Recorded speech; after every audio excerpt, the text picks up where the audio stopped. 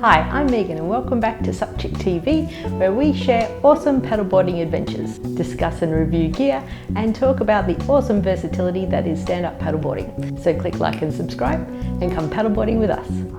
Right, now back to the leak. For some historical context, 5 years ago I put a hole in my board while rolling it on bitumen. I got it professionally repaired at the time and it's been amazing over the 30 plus paddles that we've done since.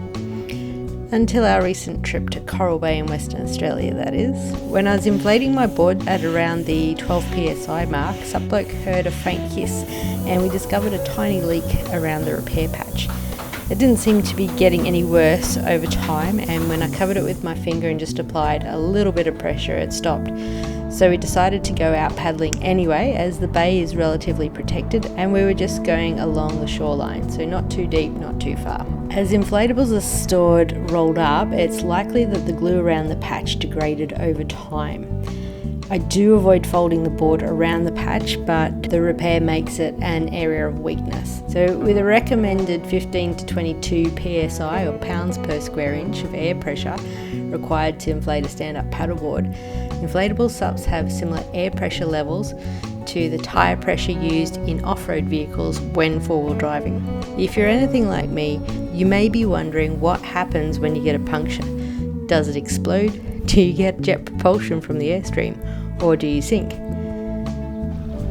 I also hadn't been out on my board in a really long time and had just spent a lot of effort pumping it up, so I wasn't going to let a little thing like a slow leak stop me.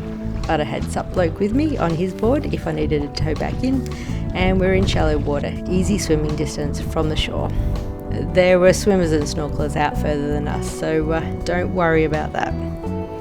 So apart from the board being a little softer than usual, which made paddling into the wind and choppy conditions less pleasant than normal, the board was fine and held up for the 30 minutes or so that we were out. So for me this was a really good experiment and gave me a new level of confidence in my board in the event of hitting sharp rocks and getting a leak while out paddling. Of course, if the hole is bigger it would sink faster, but I think in most circumstances you'd have time to respond by getting help or heading into shore. So did it pop? Did it shoot out air or did it sink? No, it kind of was a bit of an anticlimax in a good way.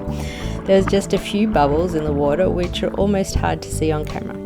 However, I won't be taking it back out until I have it properly repaired. So that was just my experience of getting a leak in my paddleboard.